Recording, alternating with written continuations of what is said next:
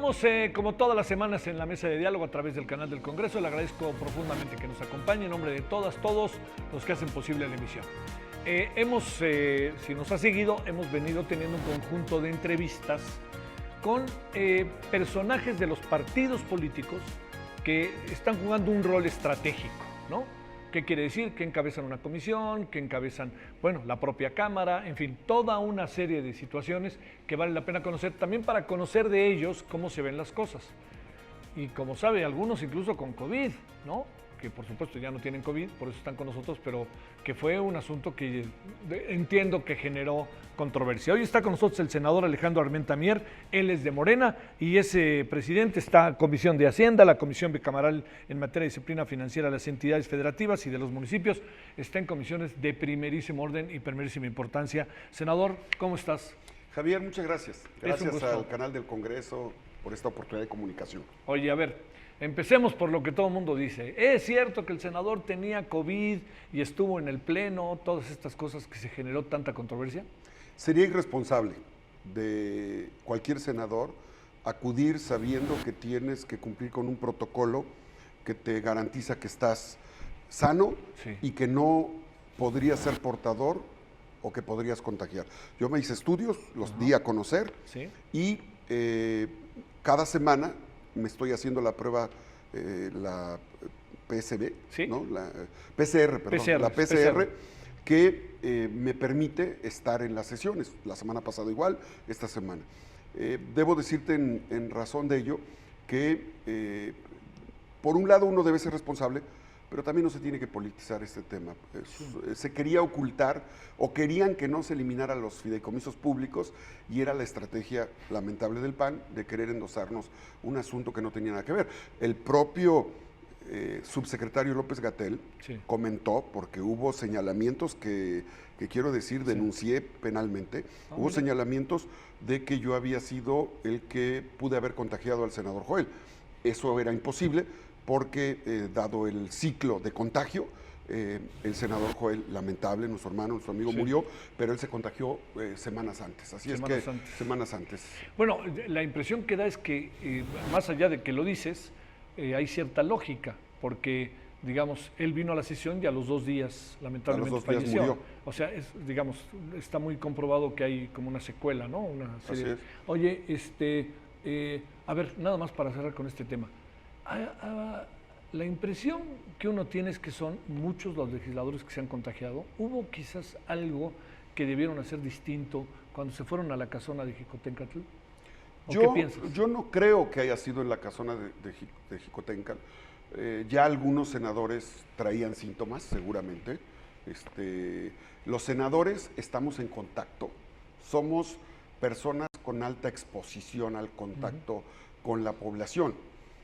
Por lo tanto, más que haber sido contagiados en la vieja casona, es el contacto imposible de evadir, porque todos los días recibimos en nuestros estados a grupos, a personas, y hay que ser responsables en ese sentido. Sí. Ningún senador se mantiene inmóvil y sin contacto social, porque tenemos responsabilidades en los estados. Sí.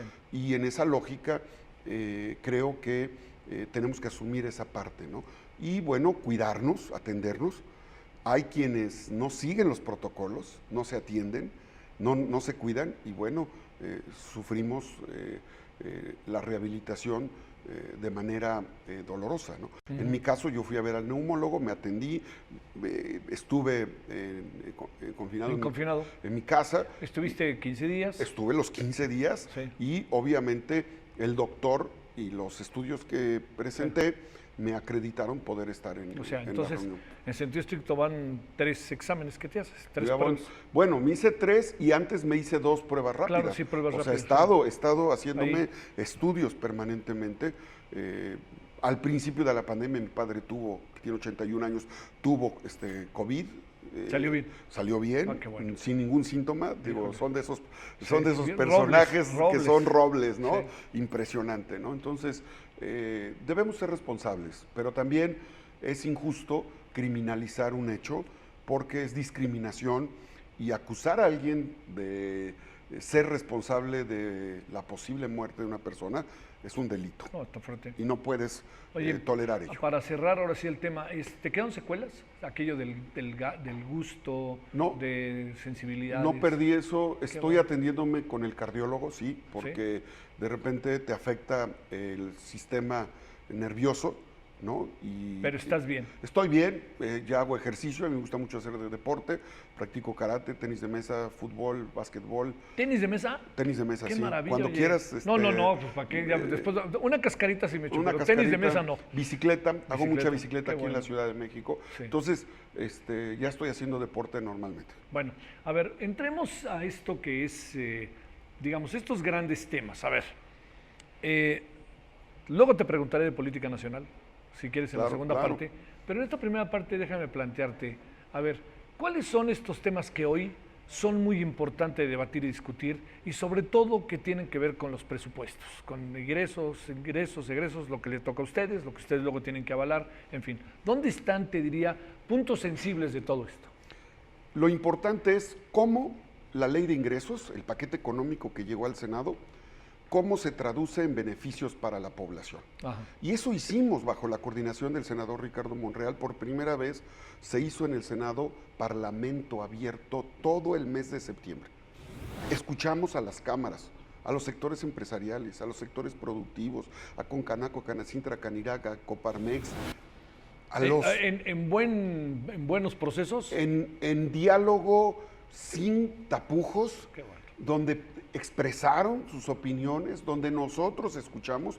Resultado de ese diálogo es que hicimos reservas que no solamente se hacen este año. El año pasado hubo 10 reservas a favor de la industria turística, a favor de la industria automotriz, a favor de los sectores agropecuarios. En este año se hacen 6 reservas porque hubo voluntad política del grupo parlamentario mayoritario de Morena, desde luego. ¿Qué sucede con este tema del confinamiento que implica que una familia que perdió el empleo, que una familia que hoy tiene a sus hijos en primaria y secundaria o en bachillerato en casa, teniendo que pagar el internet o telefonía o plataformas digitales porque está en su casa, porque no va a la escuela, y que ese gasto que representa iba a significar un incremento de más del 56%. No lo permitimos. No lo permitimos porque hay que ser sensibles. Sí. Oye, hubieran tenido levantamientos sociales, la verdad. Yo discuto con Hacienda temas, lo digo con respeto, estamos a favor del combate a la corrupción, apoyamos indiscutiblemente al presidente en todas las modificaciones. Pero Hacienda debería de ser más sensible, le falta sensibilidad. No todo es econometría, no todo son ecuaciones, ni todo hay que quedar bien con el Fondo Monetario Internacional, los organismos internacionales. Deben de ponerse del lado del ciudadano. Entonces, esa es mi discusión permanente con Hacienda, y no es una discusión de hoy, es una discusión de siempre, y será una discusión del futuro. Claro, pero diríamos que tú estás en la obligación como representante popular de echar por delante esto que dices, ¿no? Claro, y por eso el grupo parlamentario, bajo la coordinación del senador Monreal, aprobamos que se eliminara el 56%, que iba a ser una carga adicional para millones de mexicanos que tenían que pagar más por la telefonía celular, más por las plataformas digitales y más por el servicio de internet. Dijimos, no, solo vamos a aceptar la estabilización de lo que representa la actualización de la inflación, 3%, nada más. ¿Esto qué significa, Javier? No pueden las empresas que te dan servicio de telefonía incrementarle a los ciudadanos, a los mexicanos, su servicio. No pueden las plataformas digitales hacerlo, hay que denunciar. Si lo hacen. No pueden, no deben los que prestan servicio de internet incrementar los costos a los usuarios. O sea, no hay pretexto por la parte gubernamental impositiva, no hay pretexto. Y otro argumento que otro gran cambio que hicimos escuchando a los sectores productivos que generan empleos y que hoy en día son, por ejemplo, el caso turístico, del turismo, no pueden ellos, muchos todavía, prestar el servicio. Fueron los primeros que cerraron y son los últimos que abren. Sí, claro. Sí. No podíamos permitir que para ellos... Así venía la petición de que vamos a sacar de aquí, de acá, de acá, de acá. Sí, este ejemplo de acudir, el famoso Big Brother, Sí. acudir a las... Ese es un asunto importantísimo, asusta. Claro, mira, tenemos derechos constitucionales. El artículo 16 constitucional te dice que nadie puede ser molestado en su persona, en sus propiedades, en sus bienes, en sus posesiones, si no es por mandato expreso de autoridad judicial competente. Claro, quiere decir que hay algo de por medio. Sí, el SAT está haciendo bien su trabajo, hay que reconocerlo. Y se lo dijimos a la jefa del SAT, este tema para aprobarlo necesita diálogo. Necesitamos escuchar a las partes. Sí. Necesitamos ser parlamento abierto. Y va a salir como salió la ley contra la delincuencia organizada, contra las factureras, contra más de 9 millones de facturas emitidas para justificar todo este ciclo de corrupción que se hizo a través de los fideicomisos públicos, pero que también se hizo a través de los recursos que se trasladaron de la federación a los estados y a los municipios de manera irregular. ¿Por qué digo que de manera irregular? Porque durante 18 años no se trasladaron recursos vía el PEF, sino por ingresos extraordinarios, Sí. que no tienen fiscalización, que no tienen auditoría y que se entregan de manera discrecional. Ahí se creó esta trama corrupta de saqueo en el país de 3.8 billones de pesos, que es más de la mitad de los recursos Bajo públicos. una singular relación entre la federación y algunos gobiernos Y estatales. así es. Y ahí está Chihuahua, ahí está Estado de México, ahí está Puebla, ahí está Veracruz, y ahí está Jalisco, y ahí está Nuevo León, que tienen fideicomisos públicos que representa hoy quiebra en los ingresos de esos estados.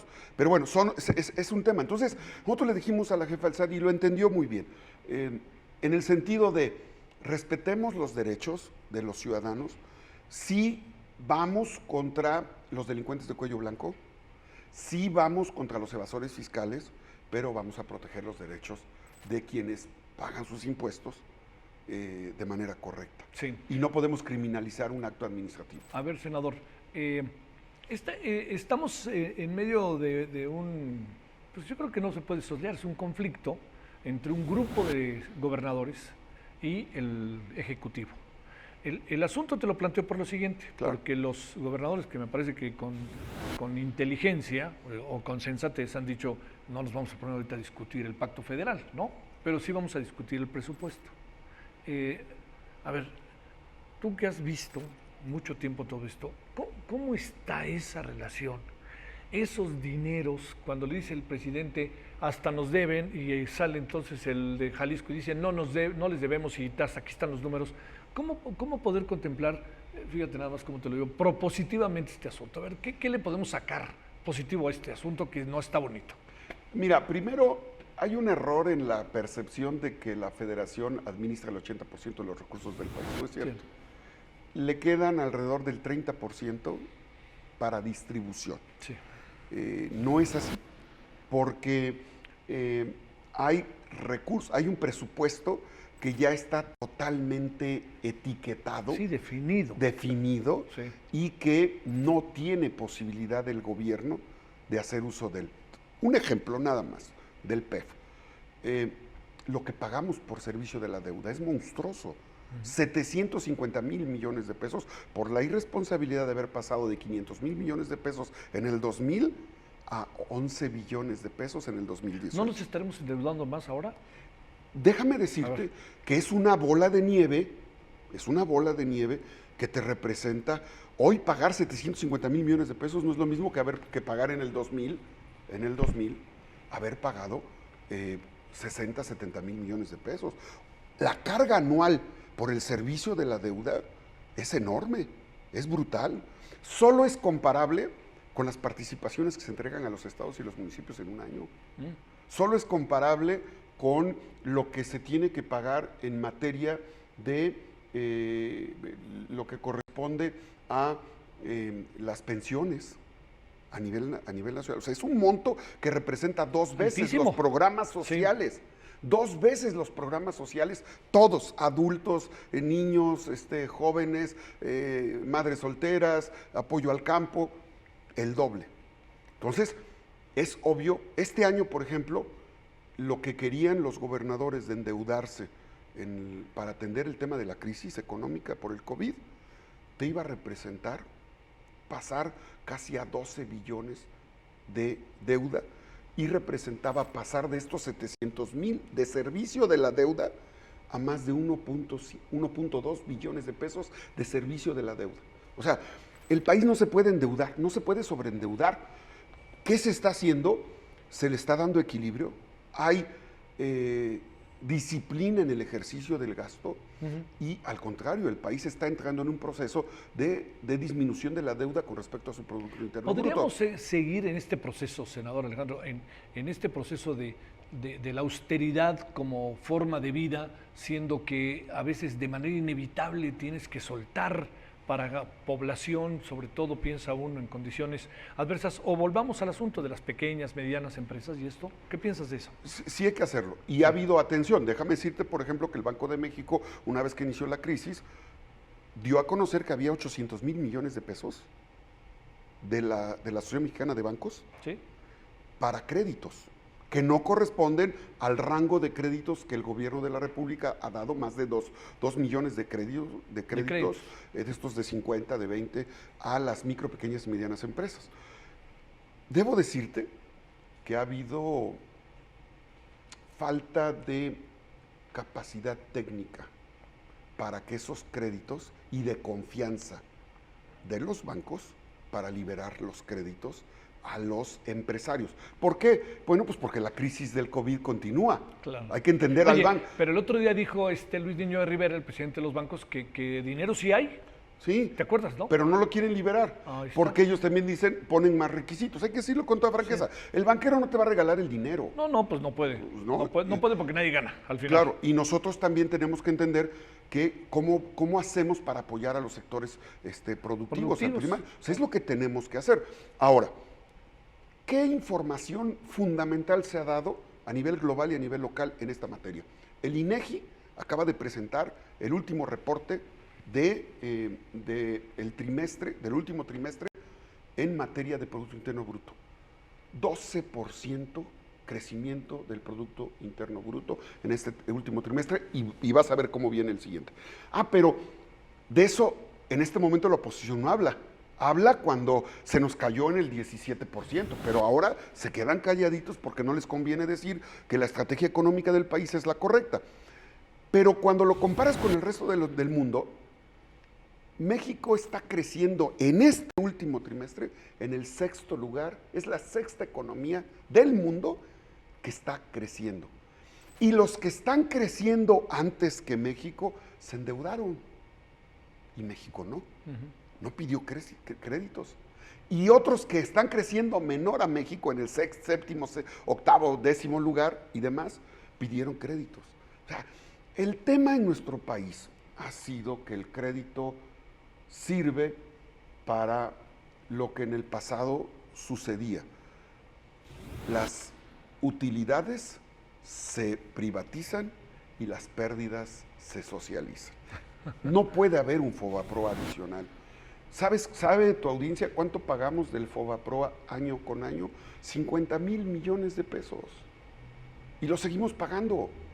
Y no se ve que... A ver, vamos a hacer nuestra única pausa, claro, Alejandro. Desde luego. A ver, déjame plantearte, cerremos esto, que me parece muy importante, de cómo acabará, ¿no?, el proceso que piensas.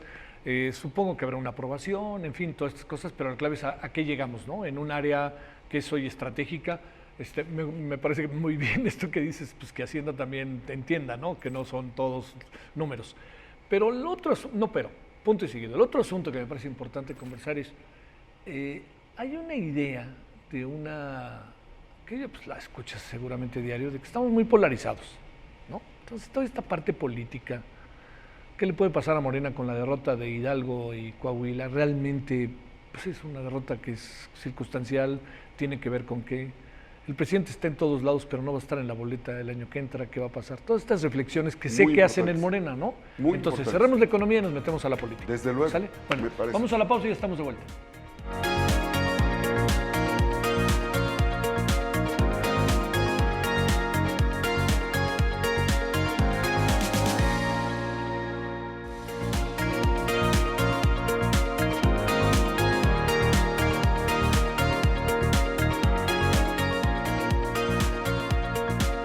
estamos de vuelta. Gracias que sigue con nosotros Mesa de Diálogo, canal del Congreso, conversando con el senador Alejandro Armenta Mier. La primera parte de la conversación, por si inicia sintonía, ha tenido que ver con todo el elemento económico. Recuerde usted que el senador tuvo coronavirus, se dijeron muchas cosas, nos ha precisado exactamente qué fue lo que pasó con él en las sesiones del Pleno, que nunca estuvo en una sesión del Pleno con coronavirus, y ahora sí que papelito habla. Y bueno, pasamos a la segunda parte. La segunda parte es, vamos a hacer la primera económica y vamos a hablar de política. Entonces, senador, te planteo, el presupuesto ya está en camino, el presupuesto no se empezará a acabar el dinero, mucho dinero se da directamente, ¿de dónde va a salir la lana? Nos va a venir todo una remanente inevitable del coronavirus, de aquí a que salimos del todo quizás será febrero o marzo, a ver, y viene el fin de año. Sí, y hay que decirlo, casi 6.3 billones de pesos en la ley de ingresos aprobada, Ajá. Disciplina financiera, se acabó los privilegios que lastimaban a los contribuyentes, que significaba que unos pocos que debían pagar muchos impuestos no lo hacían. Se eliminó esa facultad al presidente de la República de lo oscurito condonar impuestos a las empresas transnacionales, sí. Y hoy hay justicia tributaria, ya hay justicia tributaria. ¿Qué significa? El que gana más paga más, el que gana menos paga menos, pero todos pagamos. Sí. Ahora tenemos que lograr la justicia distributiva, que significa compensar a los menos, pero también impulsar a los que generan empleo. Nosotros en la Comisión de Hacienda no tenemos una visión que signifique ver por ningún motivo a los empresarios como adversarios o como enemigos. Al contrario, para nosotros, para el grupo parlamentario de Morena, para el senador Ricardo Monreal como coordinador, durante estos 2 años hemos hecho Parlamento abierto, y en el primer año, en la ley de ingresos, hicimos 10 reservas de la mano de los sectores productivos. Y en este año hicimos 6 reservas a favor de la productividad, del empleo, de la reactivación económica y del sector turístico. Eso es lo que hicimos, entendiendo que el Senado de la República acompaña en el grupo parlamentario, acompaña ineludiblemente al presidente de la República en la lucha contra la corrupción. Pero tenemos que acompañar a todos los sectores sociales, a los sectores productivos, para el desarrollo del país. Hay algo ahí que pasó importante, ¿no? Que muchos sectores privados que traían una cantidad de deuda de impuestos, se les ha metido al acelerador y lo han pagado, que eso me parece que es una de las cosas importantes. O sea, nadie se hizo de la vista gorda en esto, ¿no? Injusto, Javier, que un artesano pagara el IVA y que un banco, el banco que gana más recursos en el país, no quisiera pagar 10,000 millones de pesos. Sí, claro. Injusto. Sí, eso es injusto. Se acabó eso. A ver, una última, ¿cómo le vamos a hacer para enfrentar lo que viene en términos económicos? Vamos a tener que gastar más con el coronavirus, vamos a tener que, esta polémica que sigue y seguirá, el tema de los fideicomisos, lo sabes, y también la parte que tiene que ver con que viene el fin de año, que al fin y al cabo yo quisiera pensar que pues la sociedad podrá darse un respiro en el sentido de poder tener un alto en el camino y, acorde a las circunstancias, vivir el fin de año. Los indicadores económicos son positivos, a pesar de lo que se diga, son positivos, y te voy a dar varios elementos. Primero, la balanza comercial superavitaria con Estados Unidos. Sí. Pocas veces lo hemos tenido. Somos el país que más le vende a la Unión Americana y a Canadá, y reactivamos el acuerdo comercial. Le estamos peleando a China, el país potencia mundial, la venta de productos al mercado más importante del mundo, que representa a nuestros socios comerciales. Segundo, la divisa, el tipo de cambio. El tipo de cambio históricamente, y tú lo sabes, Javier, porque tú eres un historiador y eres un politólogo y eres un experto conocedor de lo que ha pasado en los últimos 5 sexenios en nuestro país. Las famosas devaluaciones, la caída de la divisa frente al dólar. Después del COVID, o durante el COVID, la moneda llegó, o sea, sí, el tipo de cambio llegó prácticamente a 26, 27 pesos el dólar. Hoy está en 21, en 20. Y la moneda mexicana, junto con el yen japonés y junto con el euro, son las 3 monedas más fuertes en el mundo frente a una crisis económica. El Producto Interno Bruto está creciendo al 12%, lo dice el INEGI. Y fuimos la sexta economía que más está creciendo sin generar deuda pública, como sí lo hicieron el resto de las economías. Entonces, está funcionando la estrategia de que ahora quien se aprieta el cinturón es el gobierno. Antes se decía, vamos a apretarnos el cinturón, y apretaban el cinturón al pueblo con las devaluaciones, con la deuda y con el saqueo fiscal y presupuestal. Hoy quien realmente se aprieta el cinturón es el gobierno. Y te pongo un ejemplo, el PEF 2020, Presidencia de la República, presupuesto 800 millones, cuando en otras administraciones había partidas secretas y había partidas de más de 2.5 millones de pesos en gasto discrecional para el presidente de la República. El presupuesto en el gasto de la presidencia ha bajado. Te pongo otro ejemplo, Senado de la República. Este presupuesto, el de este año, es el del 2015 y estamos en el 2020. Quiere decir que se acabaron los moches, se acabaron, solo por llegar al Senado. Las cajas chicas, solo por llegar al Senado a un senador le daban 300, 400, hasta $500,000 de pesos. ¿Para qué? Para ponerle, para dejarle fuera la libertad de que pudiera expresarse sobre los intereses que representan su entidad. Eso se acabó, hay austeridad, hay disciplina, y ahora lo que tenemos que hacer con estos recursos que se ocupan para el desarrollo del país es lograr algo fundamental que nos distingue del PAN. Concretamente, a nosotros sí nos interesa la soberanía energética. ¿Por qué rescatar las refinerías? ¿Por qué ese es un tema. Con la llegada eventual de Biden, ese va a ser un tema. ¿Por qué las 6 refinerías?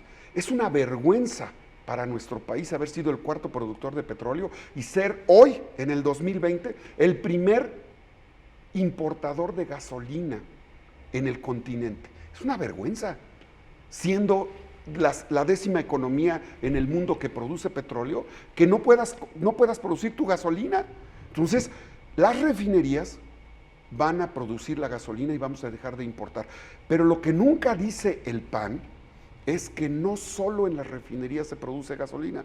Hay más de 2.500 subproductos de la petroquímica básica y secundaria que se utiliza para hacer medicinas, para hacer alimentos, para generar. El 90% de lo que hay aquí en esta oficina utiliza insumos fósiles, el 90%. Y el 70% de los insumos que utiliza un fabricante de un auto eléctrico son insumos fósiles, de un auto eléctrico o de un auto solar. Ahora, para ir al tránsito de la energía limpia, que va a ser inevitable, necesitamos consolidar nuestra industria de hidrocarburos y nacionalizar el litio, iniciativa que yo ya presenté. Sí. Hoy el litio te representa... Esa es una pelea. Hoy el litio te representa, Javier, lo que el petróleo hace 100 años.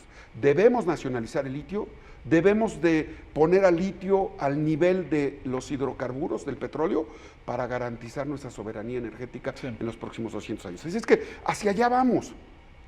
Los 5 países más potentes, o las mejores economías del mundo, potencias mundiales, están invirtiendo en generación de energía. En México lo estamos haciendo correctamente. A ver, entremos a la parte política. Desde luego, que uno entiende que, bueno, esto se quedan como muchos, todavía muchos asuntos para debatir y discutir. Claro. Crecimiento, PIB, inflación, que se mantiene, ¿no? Sí. La inflación es algo... Empleo, ¿no? Empleo, desempleo, como población dicen. Económicamente activa. También el otro tema que nos deberemos es el de la economía informal, claro, ¿no? Que es otra parte importante. A ver, pero para poder cerrar, a ver, que reflexiones con nosotros, si te parece, temas como, ¿estamos polarizados o no? A ver, eso es un asunto que está constantemente debatiéndose. Otro tema que sé que te es sensible, ¿cómo debiera ser esta relación entre el Ejecutivo y los medios, las redes? Tenemos que seguir en el toma y daca, son otros tiempos y como tal hay que también entender que esto corre por otra... Y también reflexionar sobre Morena y sobre que el presidente no va a estar en las boletas. Y ya vimos ahí algo que pudiera ser un asunto para atender, que conste que no dije más que eso, en el caso de Hidalgo y de Coahuila. A ver, si no te importa, reflexionemos sobre esta parte final. El cambio de régimen que aspiramos los mexicanos en el 2000 no llegó. No llegó. fue una ilusión, fue más de lo mismo. Se profundizó la corrupción. Sí. Y en el 2006 se siguió profundizando la corrupción. Ahí está el tema de Genaro García Luna, ahí están los temas que hoy conocemos y son del conocimiento público. No hubo cambio de régimen.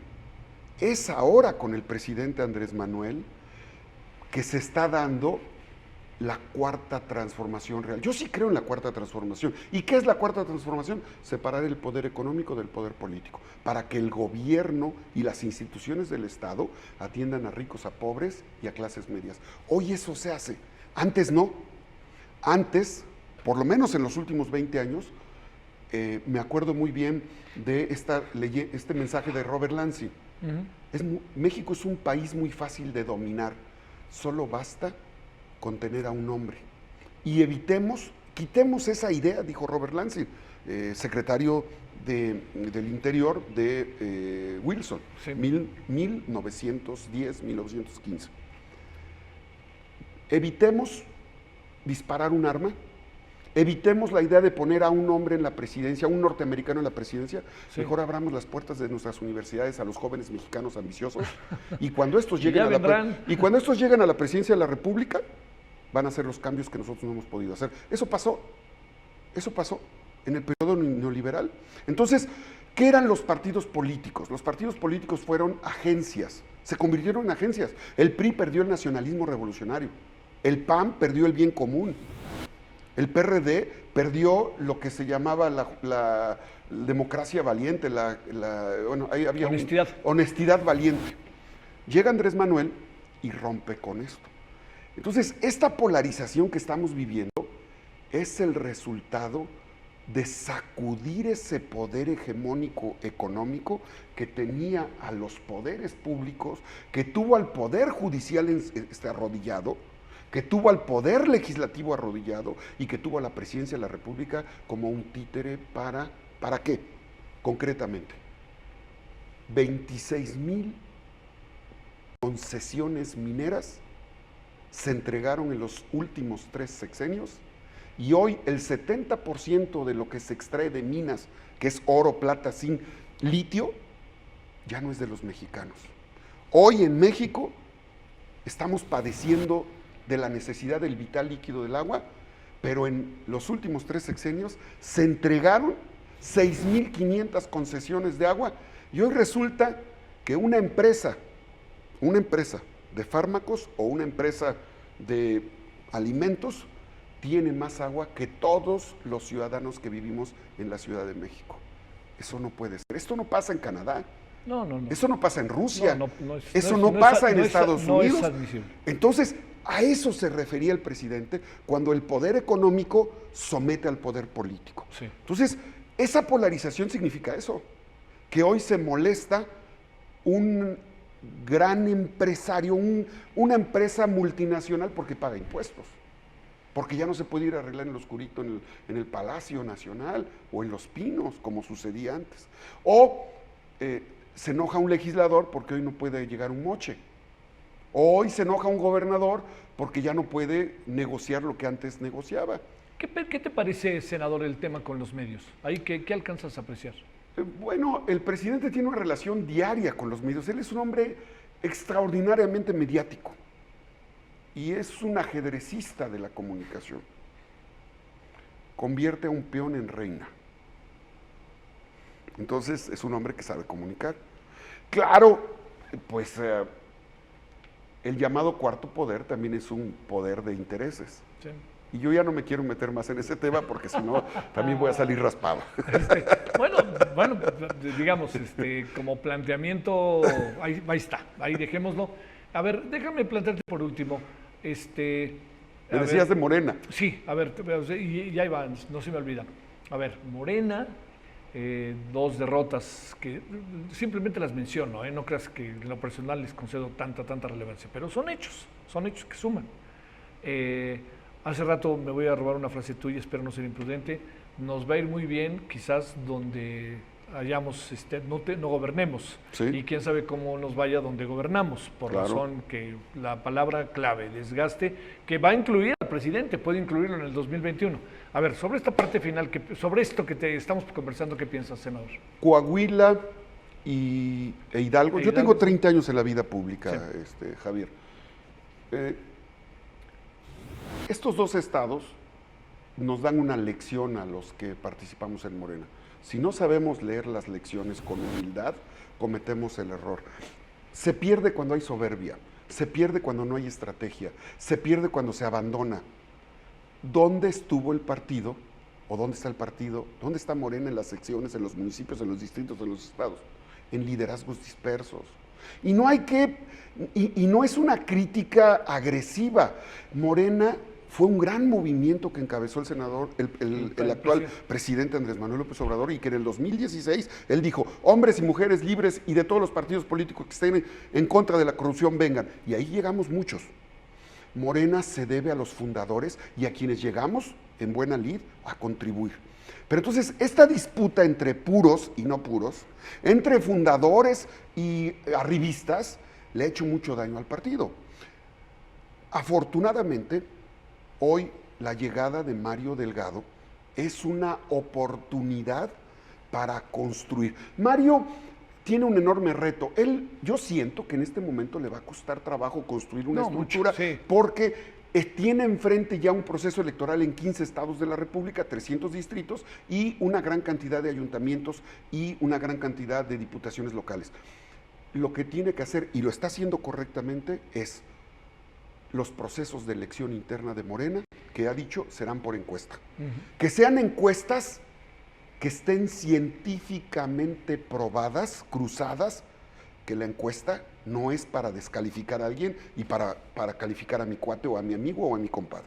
Para definir. Cuando una encuesta se hace bien, correcta y científicamente, tomas la decisión de apoyar a la o el candidato más competitivo. Eso va a ser Mario, eso es lo que va a hacer el presidente de Morena y eso le da certeza y garantía de competitividad a Morena. Ahora, Hidalgo y Coahuila significa algo que yo debato con mis compañeros de Morena. Hay quienes dicen, nos va a tocar, y veo en las redes sociales, vamos a desaparecer al PRI, vamos a desaparecer al PAN, quitémosle el registro. Bueno, entonces, por ahí no ¿vamos a hacer una dictadura o qué vamos a hacer? El PAN y el PRI, el PRD, son partidos, movimientos ciudadanos que tienen un historial. En política debemos de aprender a no minimizar al adversario. Robert Greene dice en las 48 leyes del poder y en las 32 reglas del arte de la guerra que debes de conocer a tu adversario como a ti. A veces no nos conocemos ni nosotros. Sí. A ver, para cerrar, déjame plantearte más que decirte, digamos, en los escenarios que hoy tenemos, que son como la base, entendiendo que, híjole, en un mes muchas cosas pueden cambiar, ¿no? Lo hemos visto. ¿Qué presumes que pasará en las elecciones del 2021? Digo, estamos, como diría el programa de Plaza Sésamo, ¿no? Cerca, lejos, ¿no? Sí, no, bueno, ya es inevitable, estamos... ya empezó el proceso, claro. Electoral, ya están ¿Qué los órganos. presumes que puede pasar en 2021? Es en ciencia política, porque la política es ciencia, es arte y ciencia, es claro que los partidos que gobiernan tienen un desgaste natural y los partidos que son oposición tienen un reposicionamiento. Entonces, bajo esos criterios científicos, Morena tiene mayores posibilidades de ganar donde no gobierna. Ahora, al no haber un partido consistente, que ahora sí ya lo habrá con Mario Delgado, lo creo, sus representantes, presidentes municipales, diputados, senadores, debemos de trabajar en conjunto. Debe de haber una comunicación uniforme, debe de haber una estrategia de capitalización social. O sea, un gobierno hace bien, trabaja bien, lo tiene que decir. Si un gobierno no comunica y un partido no capitaliza esa comunicación, pues ese partido tiene un proceso de desgaste más acelerado. Sí. Entonces, ¿qué tenemos que hacer en este momento? Apoyar a Mario Delgado, apoyar a nuestros presidentes municipales, apoyar a nuestros diputados, apoyarnos entre todos para decirle a la población, donde va a haber elecciones, que es en los 300 distritos del país, y donde va a haber cambio de gobernaturas y donde va a haber cambio de presidencias municipales, le tenemos que decir que Morena sabe gobernar. Porque con toda la corrupción que se ha vislumbrado en el PRI y en el PAN, El PRI ganó en Coahuila y ganó En Hidalgo. ¿Por qué? Porque nosotros, fíjate, hay una frase que a mí me gusta mucho. En Hidalgo y en Coahuila no nos ganaron, perdimos nosotros. Eso tiene una... ¿Aprenderán la lección? Más nos vale. Bueno, yo soy muy autocrítico en ese sentido. Más nos vale. Y a ver, en la autocrítica a mí me corresponde hacer algo. No, pues claro. A mí me corresponde. Eres parte del asunto, ¿no? Yo estoy obligado a hacer algo. Sí. Entonces, esa es la lógica. Ojalá y que no se vayan a sentir ofendidos algunos de mis compañeros de Morena, pero si no se habla así esa ahorita, es la lógica. Hay que hablar. Si no se habla así ahorita, luego es tarde, ¿eh? Así es. Y nos pasa otro Hidalgo, les pasa otro Hidalgo, Coahuila, Hidalgo. Les pasa otro Coahuila, Hidalgo. Coahuila, bueno, Hidalgazo. Hidalgazo. Vendrá un segundo tiempo para hablar en términos futboleros. Que podamos conversar en una segunda Por favor, o en tenis de mesa. Entonces, no, ahí sí no le entro. Y mira que me gusta, pero no, del fútbol a lo mejor sí me defiendo. Pero ¿Eras centro delantero? ¿Qué eras? No. Yo era medio. ¿Medio? No, el medio es muy importante. Bueno, pero ya sabes. Fundamental. Bueno, fue divertido como te pasó a ti, sin duda alguna. En verdad, muchas gracias, senador. Gracias. Qué bueno que estás bien, porque se especuló mucho respecto a tu salud y qué bueno que estás bien. No, muchas gracias. Déjame concluir nada más diciendo que el senador Ricardo Monreal ha podido articular con los grupos parlamentarios una etapa en el Senado de la República de parlamentos abiertos, de concordia, de vinculación. El grupo parlamentario está caminando. Es decir, hay que señalarlo, hay que precisarlo con claridad. En otros tiempos, y esto es un atrevimiento, en otros tiempos se dice en la mitología política que había mucho presupuesto para convencer a los senadores. Ahora no hay presupuesto para convencer a los senadores. Ahora es lo que es. Hoy hay talento. ¿Sí? ¿Por qué no? Para convencer a los senadores. Claro, ¿por qué no? De nuevo, muchas gracias, senador. Gracias a ti, Bueno, Javier. muchas gracias en nombre de todos los que hacen posible la emisión. Nos vemos la próxima semana en la Mesa de Diálogo, canal del Congreso. Pásela bien. Hasta la próxima. Adiós.